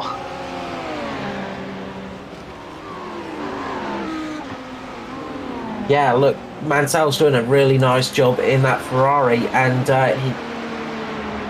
Oh, Connell has had an accident. So Connell is out. So let's see what's happened here. Jeff Connell coming down towards the chicane, and I think he's just coming over the hill here. And he's just clipped the rear end of that car, so he's lost it coming over the hill there. A little bit hard to see from that point, so he's just clipped the curb on the outside, went a little bit wide, caught the grass, and then all of a sudden the back end of that Lamborghini's done a pendulum on him. That's the trouble with cars with the engines towards the rear of them. When they go round hard. Connell heavy into the wall, and that's going to be the end of Connell's night. I say phenomenal effort by Jeff Connell. It's something that the stewards actually mentioned after an incident at Watkins Glen. They said, look, if you are going to be on the racing line and it's going to take you more than, say, a quick flick and go again to get that car turned around, we would prefer if you tow. Now, ultimately, Jeff Connell won't be taking much further part in tonight's proceedings, but he has done that. He's immediately taken the tow. That means that the race hasn't been compromised in any way, shape, or form, and that's a Lamborghini in the background that's missing its hood somewhere as well. So, is that fun slow? That's not fun slow. That's a lapped car that's actually up in there behind John Merritt. And poor Mansell's gone by John Merritt in all of that mess as well. I tell you who is setting some pace at the moment, unsurprisingly, is Shane Wallace. He is absolutely flying out on track again. Around about 0.3 of a second faster than Jack Boyd that last time round. Fastest man out on track, and really starting to push as well in that car. So some fantastic stuff to see there as well. Just some of the speed that boy has is absolutely ridiculous. You sit back sometimes and you just go, boy, you are very quick indeed. But Boyd will not be letting him get away. He's going to be sitting there thinking, all right, what can I do to get back at you? How am I going to get this race back into my books? Because there was that little mistake in pit lane that cost him a tiny bit, but it's not over for sure. He's going to try and come back at him later in this race, I can assure you that. One of those guys that are coming back in terms of the race, Dennis Katarik, we've been following his progress so far tonight, made his way finally past Rosenblatt. So he's got I would say that those lights are cranked up to 11, and the power coming out of that Porsche will be cranked up to 11 as well. That is a man on a mission. He had a podium within his grasp, did Dennis Katarik. Not so any longer a moment at turn one. Ruined that one for him. Went in a little bit deep, a little bit hot on the rear tyres. Around came the rear end. Took to the grass. No further issues, but the climb from 22nd back has been a tough one, and he's taken to that challenge. Yeah, it's one of the things that I always like to say to people is, oh, Maverick Benson's going to go around, gets caught up. Is that turn one? In an accident through the chicanes of turn number 10 there. Maverick Benson got caught up pretty nastily. I was just having a quick look. It looked to my liking like there was a car off at turn one as well, so I wonder who that one was, but there is Benson in the Injectors Online liveried Lamborghini. There he goes around, whacks into the Texans car, and Luke Fitt is going to be the car that ends up in the outside wall. My word, heavy hit for Luke Fitt. He is going to be another one of those drivers, I believe, that's going to take a tow. Yep, smart decision there as well, because the leader, and Shane Wallace, was coming, and he would have had to cross the path of traffic. That is some, again, phenomenal understanding by these drivers to not impact others. Around goes a white Lamborghini in the background. Jack Witters. So that was the accident at turn one. This is it. Brandon Levin was around. Oh my word! That Lamborghini got lucky. Yeah, I think that might have been Maverick Benson there, just getting past him in that little bit of an accident. So very close. As we mentioned, fatigue might be a factor within these drivers. We've just gotten word through. And teammate to Jack Boyd, indeed his father, Glenn Boyd, going around. So one Boyd, phenomenal on the pedals. The other one's still learning their craft. Although Glenn Boyd, we've seen him go from strength to strength over the last couple of seasons in terms of Aus Pro-Am Sim Series. He's had a phenomenal drive. He's learning at every step of the way, and it's a really good opportunity for him and Jack to sit down and do something together when most states of the country are in lockdown. So Yeah, that's it. Big shout out to everybody that's going into lockdown, that has been in lockdown. Going into lockdown? Going into lockdown? Carl, I've been locked down for 6 weeks, mate. Leave me alone. I was just saying to all of them that have been in lockdown as well, look, fantastic job of keeping yourselves sane and look after yourselves out there. South Australia's finally got hit. We've just gone into lockdown ourselves, so Oh, my word. it's finally happened. We've lost our luck, unfortunately. But look, big shout out to everybody worldwide as well that's been affected by the whole incidents. But look, we love to bring you some fun action. We get some fun stuff out on track again tonight. I was going to say, in jest, something that the rest of the nation has gotten has finally gone to South Australia. Unfortunately for you guys, it's COVID. Well, you know, it had to happen sometime. Everybody eventually remembers South Australia. It took COVID maybe about 2 years to remember that we existed, but it did in the end finally find us. So when the zombie apocalypse happens, South Australia is the place to be, apparently. Yes, very much so. But one thing you were just touching on there is fatigue, and it's one of the things that I think people don't understand as much with sim racing, just how much fatigue you get in it. The concentration levels are huge. Driving a sim car is not just as easy as, you know, turning the pedals and turning a wheel, sort of things like that. You sort of go, oh yeah, no, that wouldn't be hard at all. There's a lot involved in it. You have force feedback, you have the sitting position, you have the feel of the car. There is so much involved in it. It is a lot of work to do to drive one of these things, and to drive it perfectly, lap in, lap out at Road Atlanta, is an absolute endurance test in its own.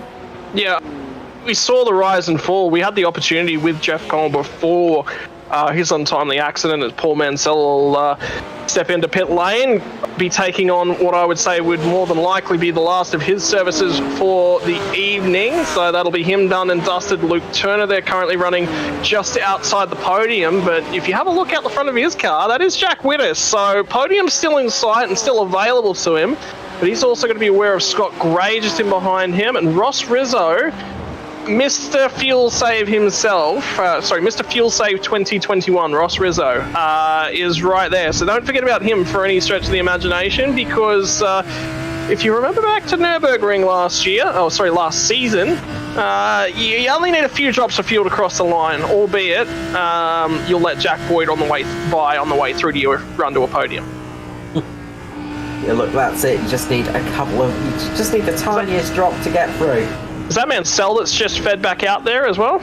So Mansell completes his final service from what was 15th previously, feeds back into the battle at the pointy end of the field. And take a look at that track map in that top right-hand portion of your screen, ladies and gentlemen. That is the current status of the track. Look at how few gaps there are out there. You are going to be dealing with traffic no matter where you pop out at this point in time. So better take your poison at the right opportunity. I think a lot of these guys will run the tank completely dry unless they run into a Wallace-style situation. Yeah, traffic management, we did say, was going to be key tonight, and it is a really, really hard thing to do. And of course, one of the things you don't have the luxury of in sim racing, well, I mean, unless you are incredibly rich and have a lot of good friends, is the fact you don't really have a race engineer talking to you. Generally, it is just yourself out there doing all the work, keeping an eye out on that track map yourself, and you have to do all of that stuff yourself. Dennis Katarek right now making a move down the straight. Look at the 190 go. Porsche power going down the side. He's going to have the outside corner here, but he manages to get past that Beamer. The Porsche showing it has some legs down the straight over the BMW. But remember, that's not for position in points. That is Am versus Pro, and that is why car dives to the pit lane will be Carvalho, I believe. So that'll be his final service done. Dennis Gatarik back up into the top 10. That's what it is. What a drive from him. So that's 12 positions gained from that spin. That is a phenomenal drive, and that will still be a good points night for Dennis Gatarik. Yeah, although it was different classes, that was for position, because Carpenter was in front of Gatarik on merit there. He is in the AM class, but he is having a fantastic drive tonight. Really doing a great job at the moment, leading that class. Right now, Chris Sturdy is going to take over that position in the AM class. He's currently sitting down there in 15th overall. Really nice job from him. Sorry, Matt Andrews, sorry. Sorry, I was looking a little bit off my track map. 13th position for Matt Andrews. So some really nice drives for some of the AM drivers, of course. There's a little bit of a qualifying session that goes into the series before the start of every season where you set your lap times and you get put into your classes from that. And then there is always the, as it's been so fondly named, the Jeff Connell rule is if you go a bit too quick in the AM class, you might find yourself working your way up into the pro class and you may even find yourself winning it.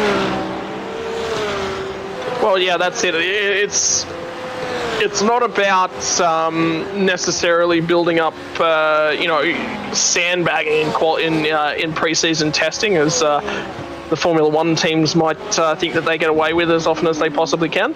It is about ensuring that equality between the classes, that the drivers are where they're supposed to be, and then drivers that aren't where they're supposed to be get very quickly promoted. So sandbagging really doesn't work in your favour at any stretch of the imagination. So Daniel Webster, I think, just about sitting on the podium in terms of that AM class here tonight as well.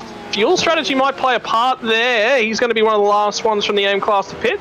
And the reason for that, have a look at the clear track that's running all around him at this point in time. It's 3 seconds to the car in front, which I believe is Chris Sturdy's. So that one will be for position. And correct me if I'm wrong, but I don't think Chris Sturdy stops yet either. So, all to do for Daniel Webster, but it's all out there and it's all still on the table. So we'll see if he can be able to do it. Speaking of cars that are in the running of things at the moment, Scott Gray is going to jump down pit road. Look, you'd think when the guy shares the same first name as me, I'd be able to get it right. You would. Right now, though, we've got Shane Wallace getting caught up behind some traffic. Really getting held up a little bit through the S's by some of the slightly slower cars. And when we say slower cars, these guys are still absolutely throttling it. It was Dale Carpenter that was just getting passed by Wallace there. And he is by no means slow, but Wallace has just got that pace up at the front at the moment where he is absolutely flying. Again, Wallace getting a little bit of damage on that front left-hand side, and he's got that through some of the curbs, just taking a little bit too much curb. And he's managed to get a little bit of damage there, which has just hurt him a little bit, unfortunately.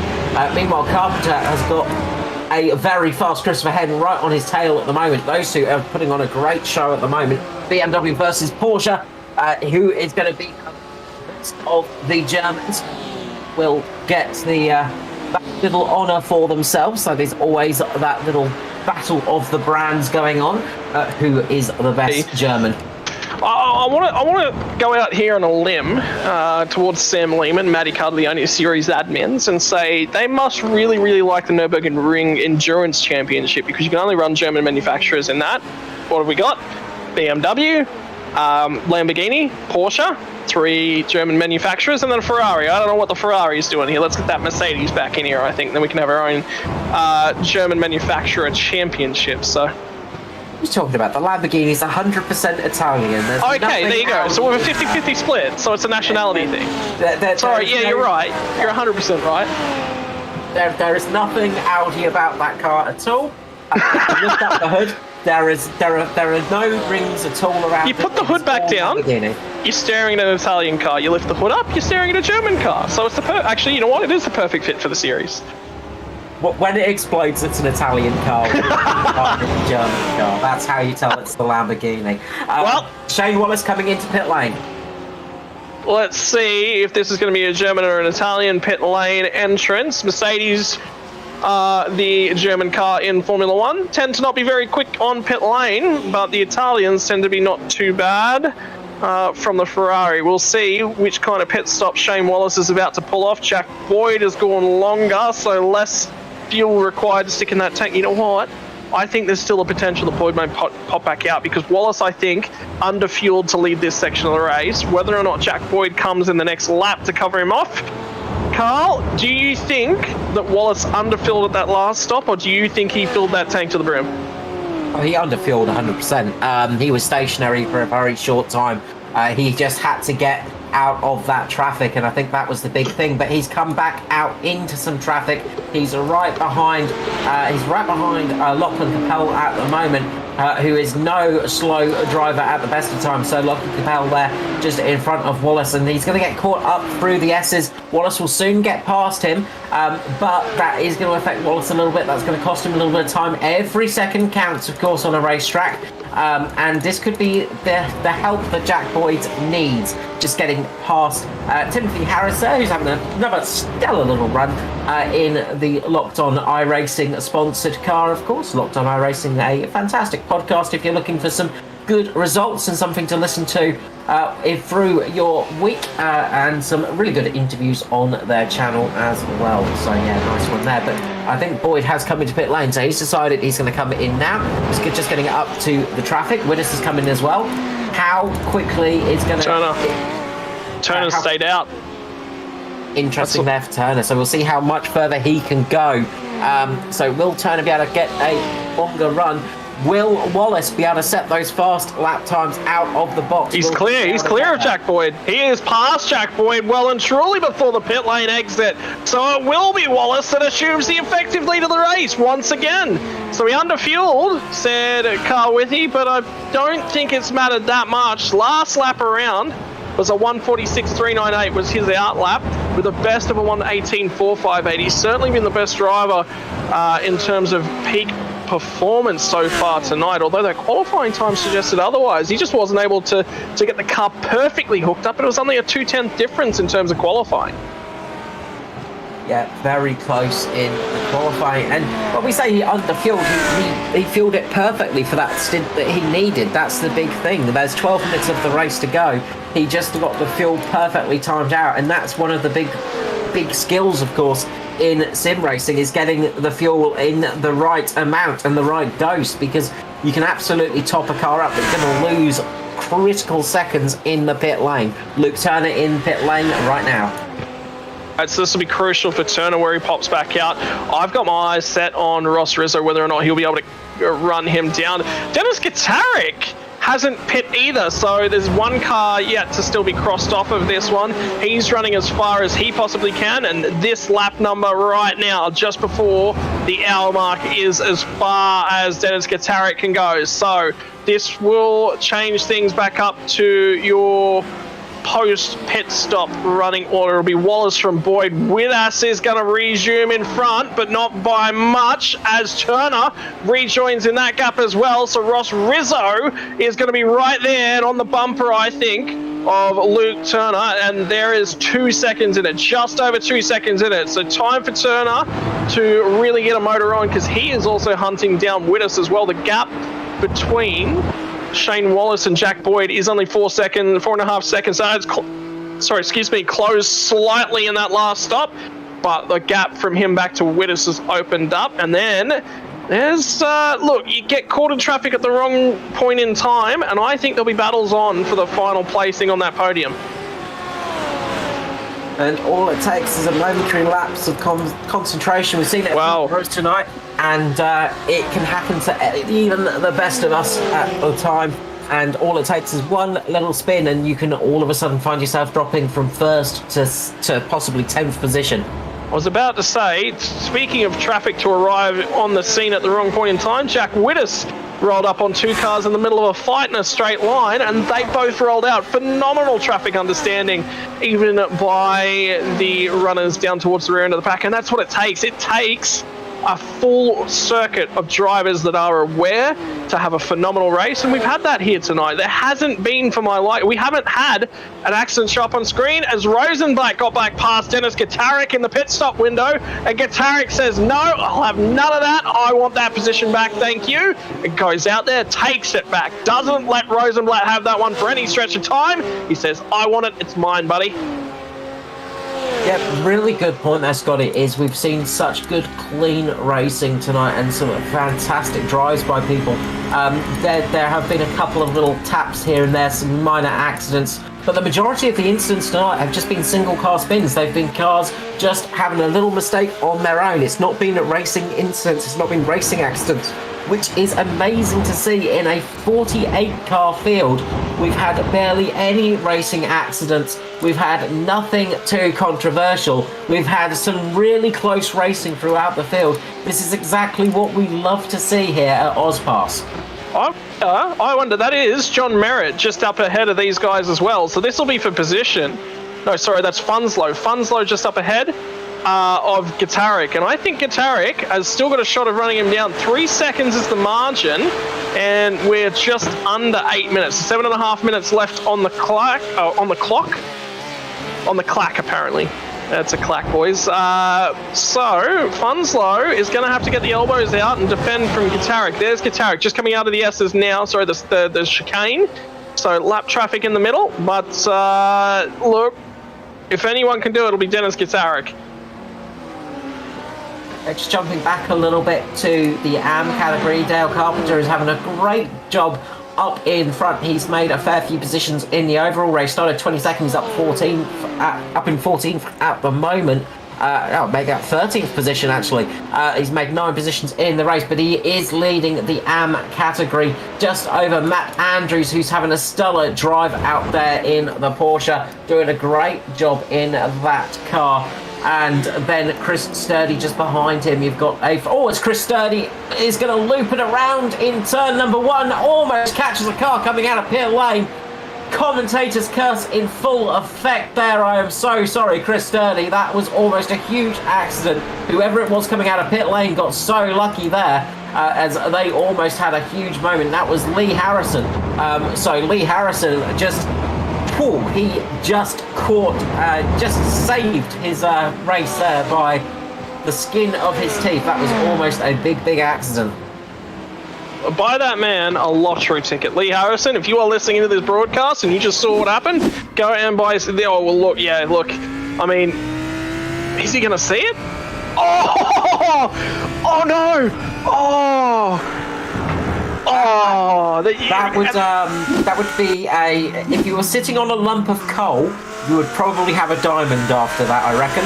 Oh, I think so as well. And the worst part is, you can do nothing about it. All you can do is just press the accelerator as hard to the floor as it'll go, and hope for Lee Harrison. And he's done a phenomenal job so far. But for Chris Sturdy, it's going to be a case of what if, you've got to say. I mean, he was there, he's had the pace, and it's just a little bit of mistakes that have run that one away from him. That's it, but it has given Dan Webster the opportunity to get up there in E3 by my quick glance and maths in the AM category. So he's just behind Matt Andrews, and then, as we said, Dale Carpenter up in the lead of that. He's currently battling it out with Christopher Henn himself. Christopher Henn have been battling all race long. Christopher Henn, no slow driver by any means. We know Christopher Henn is a fast peddler, and those two are absolutely giving it full gas at the moment, trying for P12 and P13. See Carpenter trying to go down the outside, can't quite make it. Is he going to try and get the crisscross here? Goes in a little bit deeper. He's going to try and get a little bit of a better exit over the crest here. This is going to give him the opportunity to get a nice run into turn 1 on Henn. Will he be able to make the move coming up here? Of course, you're going to get into the S's, which is going to cost him a little bit of time, but once he gets back to that straight, watch that BMW start to close up, eat up that asphalt, get closer to that Porsche. The Porsche will have him through the S's, I reckon. But as soon as they get onto the straight, I think it could be game on for Carpenter. And I tell you what, 5 minutes on the clock. That's why you can see Carpenter wanting to get the elbows out. If he can finish in the top 10, just outside the top 10, either way, you can say that has been a phenomenal drive for him. If he makes the move here, it will be 10 positions gained from the race. And what a drive for Carpenter. But equally for Henn, he's not fighting here, and he's got to be cognizant of that. And I don't know. Do you just let him go? I mean, ultimately, it's not even for position. It's you'll still be P12 in class.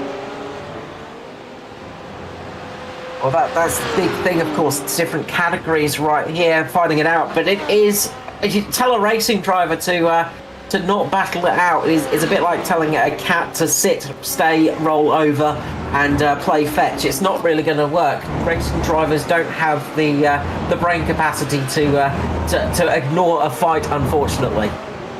Well, we'll have to keep our eyes on that one. Joshua Fitt. Is that actually where Joshua Fitt is running in P6? I thought he was in the wall earlier on, so he must have gotten straight back across pit lane, and talking about recovery drives, that is one on screen right there, because that was a destroyed Porsche just before the last round of pit stops. Yeah, I was going to say, when that actually happened, he was having a really good run up there, and he's managed to recover that one fantastically. So we'll see how well this one runs out for Joshua Fitt. So he's going to be a little bit tight on fuel, I reckon, just a tiny bit, but he should be able to make it home from here without too much fuss. He just might be a little bit, might hear the odd little cough just as he gets to the finish line, but I think he's going to be okay with that one. So we'll see how that battle pans out. Just keeping an eye through the field at the moment as well. And the battle between Christopher Henn and Carpenter is allowing Michael Fabian just to catch up as well. And I think the reason that Henn is battling so hard to keep ahead of Carpenter is so Fabian can't get up into the back of Henn. So it's really a very good battle for position right now. So again, it's always about playing chess as you're driving at, you know, close to 200 odd kilometers per hour. Draft battles, positional battles, track positional battles. Lee Harrison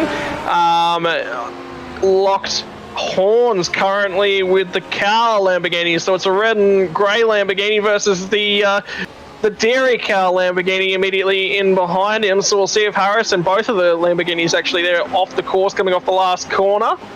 So the benefit here is that you've got equal cars, equal setups, equal performance effectively. It's just down to the driver.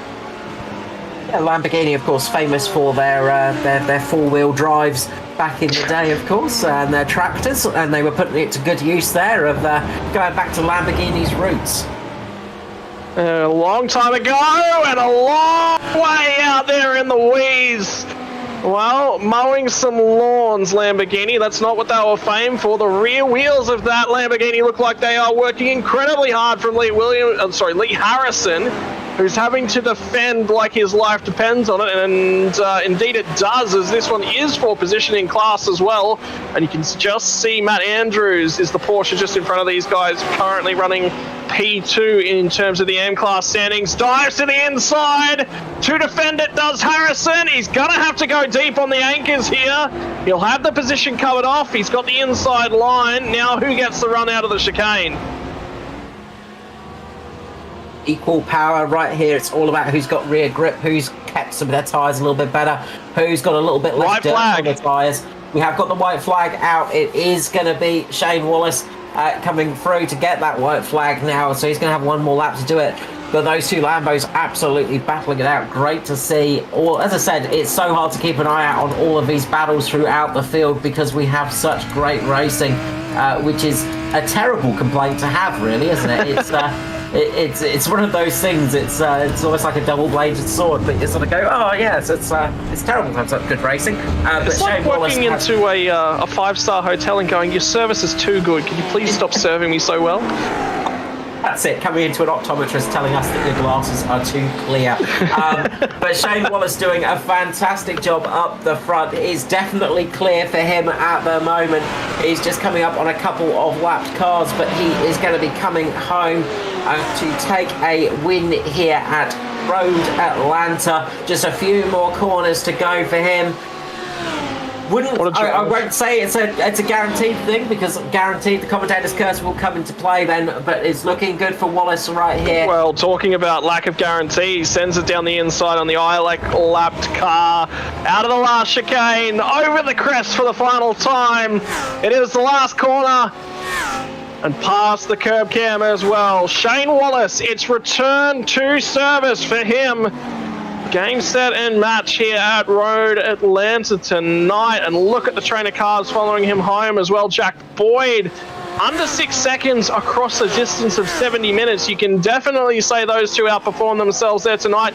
Witters finally rolls home as well, only 3 seconds. A little bit to Funslow and Gatarik, because these two are battling it out very much. They're going to go free wide down to the chicane, and you're going to see Gatarik going down the inside of Funslow to make the move. Will he be able to hold it? He has held it for now. He gets a bit loose on the exit. This is going to give Funslow the drive over the crest. Funslow's going to get that position back. Gatarik just getting a little bit loose there on the dive, can't quite make it. Will he be able to get the draft there? Does not make it there. Fantastic battle between those two drivers across the line. And look, that's still for important positions. Bolton now is going to be defending from Paul Mansell. Will Mansell be able to get the drive? Time, ground, meters running out as the M&M Racing Mitchell Bolton Porsche comes through the final corner, and Mansell will finish in behind him. Lee Harrison is going to manage to hold off the Dairy Cow Lamborghini. It looks like, for my liking, that Fabian, sorry, it was Di Carvalho was actually off at that last chicane there. So I have a feeling that Di Carvalho may have outbraked himself on the last lap, and it is the last lap, and you got to go for it. So he has done so, hasn't come off, and you'll follow Lee Harrison home. Yeah, and great job for Dale Carpenter, 13th position overall, battling with Christopher Henn all night long in those positions. It seemed like those two were connected at the hip, but he takes home the AM class victory. Matt Andrews in second place, with Daniel Webster in third for the AM class. Very good result, very strong drive for them tonight. But Shane Wallace taking out the overall victory over Jack Boyd and Jack Widders there. Fantastic racing throughout the field, right to the line again in this series. A full endurance race, and we see racing across the finish line once more. How close is it every time we come out here? Good night of racing as well. We mentioned is Petit Le Mans, or as we know it, Road Atlanta, is effectively the Bathurst of the American racing calendar, just because of the nature of the circuit, the bumps, the up and down nature, and the only benefit of it is that the walls are about a few extra meters away from the track. Well, there it is, the Aus Pro-Am CTC final standings after round number 2. It's nice and easy to calculate the points this week. Only one race of 70 minutes. Shane Wallace is going to take out your pro class. Jack Boyd, Jack Widders. It is the Jack's Jack of all trades, basically, by the look of those guys there. From second and third, Luke Turner, Ross Rizos, Joshua Fitt had a phenomenal drive home in that banged up Porsche. At one stage, Scott Gray, John Merritt, Adam Funslow, and Dennis Gatarik. What a race to the line for those guys. Michael Rosenblatt was there and thereabouts for most of the night. Christopher Henn, P12, Mitchell Bolton, Paul Mansell, Lee Harrison. What a fight that was with Bruce Di Carvalho for P15, 16. Michael Fabian, Jordan Peter, Richard Brookfield, and Guy Leach are going to round out that field. And of course, the first car lap down, Jordan Peter in 18th position. And with only a minute and 18 second laps, that is a phenomenal job for those guys to stay on the lead lap. Yeah, just looking down the field a little bit, Timothy Hancock, Richard Brookfield, 22nd, 23rd, both of them gaining 16 positions here tonight. No mean feat at all here on this track. It's not an easy place to pass, and it is a tricky place to gain positions, but let's just run through the AM class. So it was Dale Carpenter taking out the win, Matt Andrews second, Daniel Webster in third. We have Hancock in fourth. Fifth for Sturdy after that unfortunate accident, but he managed to get it home in fifth in the end. Sixth for Auty, seventh for Lawler, Smythe in eighth, ninth for Cheney, and Casey in 10th. Well, ladies and gentlemen, time for the interviews, and I tell you what, 70 minutes in a car, I think these guys will be just about done with driving around Road Atlanta for the meantime. Well, they get to come in here and talk to us instead. Well, it's hard to go past it. We'll have to start with Shane Wallace. I tell you what, mate, fuel strategy was the course of the night, as it just about is every week. And yet again, I think we're going to have to start referring to you as the master of pit lane. Hey, thanks, guys. Oh, not really. I seemed to be the only one who chose not to run full in the middle stint. And I had a fast middle stint being lighter, and that got me the lead. But yeah, it was a tough one. That thing was tough over the bump. But yeah, awesome fun. I tell you what, that pack of traffic that you caught just before, I think it was your second stop there as well, that you sort of come up on them and just went, yeah, no, I'll have none of this. I'm not going to take the penalty. It was so important to manage traffic correctly around here tonight, but equally so, the traffic itself, the lap traffic, everyone did a phenomenal job of making sure they were aware of who was around them. Yeah, this series is awesome. Everyone knows what the deal is, and as it turned out, I was out of fuel anyway, so I had to pit that lap. But yeah, everyone's super courteous in this series. It's really cool to be a part of. Jack Boy, would you go ahead and mirror those comments of Shane in terms of traffic management tonight? It was certainly a race of attrition in terms of making sure that you caught cars at the right places, right points in time, but they just seem to make it so easy for you, and that's what we want to see. Yeah, for sure. I mean, Shane hit the nail on the head. Everyone will either give you a pass right or pass left, and yeah, they're really good about it. So yeah, it wasn't too much of a problem. Everyone got through unscathed, I think. So yeah, it was all fine. And look, it's certainly not the easiest track to overtake on when you're fighting for position, and lap traffic when it comes into it, they just knew that obviously let's not worry about getting out of your way whilst you're going through the uphill and downhill section in the S's in Sector 1 as well. Yeah, it was pretty good the way all that worked out for me. At least I caught most of the traffic on the straights, and they just let me on through. So yeah, it was all good. Jack Wittes, I mean, you kind of sit down and you go, oh, look, we're 10 seconds back on Jack Boyd and Shane Wallace. But at the same time, with a 70-minute race, you take that 10-second margin. I mean, that's nothing in terms of lap time. Yeah, absolutely stoked to make it onto the podium. I definitely struggled on the full fuel, though. Qualifying effort for you tonight was absolutely on point. Qualifying Jack Boyd by just 1,000th of a second. It was so close. Yeah, that was definitely a lap to remember. I don't think I could pull it off again. Well, I tell you what, in terms of overall racing tonight was phenomenal right up and down the field. I mean, drivers that were there and had their opportunity to stamp their name onto the podium tonight, Dennis Gitarik, it would have been heartbreak, I think you'd have to say, coming around the first corner and finding him sideways and sliding off the track. Yeah, I had a couple of close calls with people spinning out in front of me, but luckily I managed to get past them. Yeah, no, it was everyone else was really good and gave me plenty of racing room, so it was an awesome race. Carl, you got any questions for the pro guys? Look, just mirroring Scotty's thoughts there, just some great traffic management we saw from you all, and obviously it must be just such a tricky thing when you're coming up over that final crest, sometimes coming towards the pit entry, and you've got a lot of traffic in front of you. How sketchy is that? Yeah, I kind of just hold my breath most of the time and sometimes go through the smoke and sometimes just miss them, but yeah. Well, actually, that's a perfect opportunity to bring Jack Boyd into the piece as well, mate. Do you feel that the incident you had on pit lane entry might have cost you a win here tonight? Yeah, I was actually hoping no one saw that, but yeah. Oh no, we were watching. We were watching. No, it probably cost me a second at most. Not really, but yeah, lucky for the fast pair, obviously. Wouldn't be able to do that in real life. So yeah, a little bit embarrassing. Just sent it in way too hot, just trying to be as quick as I could, and yeah, I found the wall pretty quick.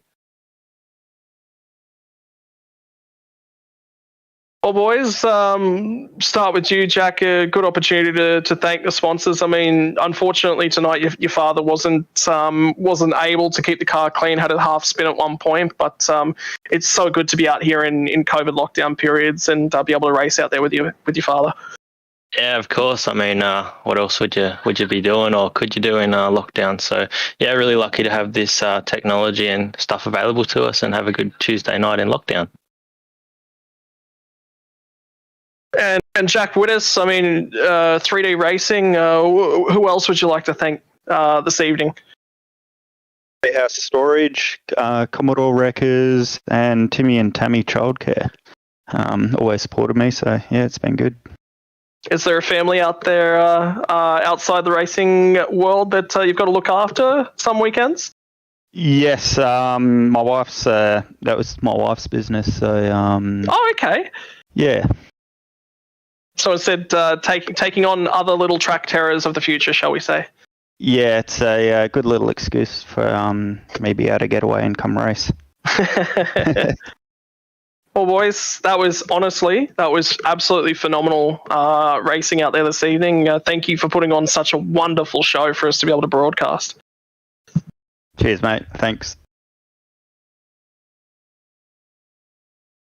Well, guys, I mean, what do we say about that tonight? I had to stop talking to just try and keep my eye on everything going on with the cameras, but the racing once again from this series just delivers trumps. And I don't know if you noticed or not, but Lamborghini, BMW, Porsche at the top three there. So the parity good. We had 3 different official race leaders during the night, or unofficial race leaders during the night. Plenty of others up the front through the pit stops, but Widders, Boyd, and Wallace all taking turns at the front of the field during the night. So nice racing there, and at the end, good strategy call from Wallace. Good getting in some good positions on the in between. Pit 1 and Pit 2 in terms of track position just paid the dividends. And how important is it as well? Like, it's something that Shane said actually there about opting to run lighter through that middle stint, and when the traffic was sort of there and there around, like, that was such a smart call. It's something that never even crossed my mind. Like, naturally, your first instinct whenever you come to pit lane, Carl, is just to come down, fill the tank. That's just your first instinct. That's just bog standard strategy, and he opted to go in the different direction and made it work. Yeah, really nice strategy call there, and it was definitely something I was keeping a bit of an eye out for. Just that stationary time just gave it away a little bit for the fact that he short-filled the car a little bit, and it just gave him such a huge advantage for track position, but also, of course, having a lighter car. Especially when you get weight penalties added into these cars, you know, when you've got the fuel numbers down and you've got less fuel in the car, it makes a huge difference. Especially when you've got a lot of very fast left and right hand corners through those S's. Every little ounce of fuel counts, and the lighter your car, the much better you can run through those corners. And it really paid dividends for him tonight. I tell you what, look at those cars smashing the curbs. Look. There is nothing that is a more beautiful sight than a great bit of curb smashing. What can I say? I just love getting out there and riding over the curbs, and Road Atlanta provides an absolute spectacle. You really get to see the cars, the suspension, the bodywork of Shane Wallace actually working out just as well. And I'll tell you what, Stuart, this track has a special place in your heart, and I think everyone got a bit of a view of that tonight. Yeah, absolutely. We've got privy to some very, very good racing. There'll be some highlights coming out later in the week from this series on FGM Ecast. And that just about finishes things up here for the Aus Pro-Am Sim Series for another week. Just very quickly, boys, Carl, I'll start with you, mate. Moment of the night? I'm actually a little bit lost for words. I've got to actually go with Dale Carpenter and Christopher Henn. The battle those two had. Just such close racing between those two. That's going to be my moment of the night, just seeing those two absolutely going for it lap after lap.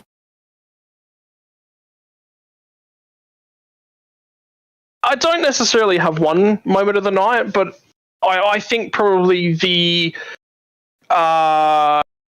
ethos of the night, I think, is probably the best way to put it, in the way that everyone approached their driving. Road Atlanta, you cannot understate how tricky it is to overtake around this course, and for everyone to be so conscious and aware, car left, car right, don't send it too deep here, look after that car. I mean, we had so few retirements, the attrition rate was so low that you could look at that and go, hang on, could these guys do a 24-hour race around here and we still have 40 plus cars in the race? Like, that's the kind of expectation that I'd put onto these guys. It continues to amaze and impress week after week. That I think that's, in essence, the air quotes moment of the night.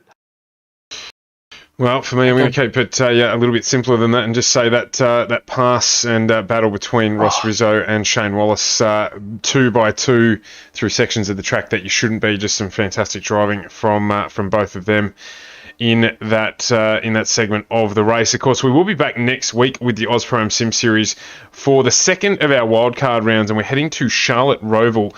We're going to jump in the Audi 90 GTO, and if you're not familiar with that car, make sure you tune in. It is an absolute ball terror. It is turbocharged, it is raw, it is ripped, and it's definitely going to be a fantastic race to watch. Requires a little bit of shuffling on the pedals as well, so there's going to be a little bit more input from the drivers than the sequential gearboxes that we've got in the cars at the moment, and I'm really, really looking forward to that one. That's a split sprint round again to open basically the second segment of season 4 already. I can't believe we're over a third of the way through this fantastic championship. And Carl, of course, we're back tomorrow night with the Thunder Series from Ant's car in the Xfinity cars as well. Yeah, we're going to be at Auto Club, of course, Fontana Speedway. Going to be a fantastic race there. Come and join us for that one. Going to be an exciting one. And one thing as well, just to mention on those Audis, of course, is they don't have headlights. But I tell you what, the track they're racing at does. So Yes, it that's does. the important part. Yeah, look, Sam Lehman's done a phenomenal job with picking that one up. I was actually going to sit down and say, oh, you just piqued my interest on Auto Club tomorrow night. That's I tell you what, multi-groove racing. If you want to see all that NASCAR has to offer, Auto Club is one of the circuits to go and view it at, because the cars, they will run side by side for a long period of time at Auto Club. Going to be an exciting one. We hope you can join us there. And a big thank you to everybody that's joined us tonight. We could not do this without your support. So a big thank you and shout out to everybody joining us here tonight on the channels. Absolutely. Scotty, Carl, thank you once again. And we will see everyone tomorrow night, 7:45 on FGME Cast, your place for pace. And we look forward to bringing you the Xfinity Series then. Until then, enjoy the rest of your evening, and we look forward to entertaining you again tomorrow night.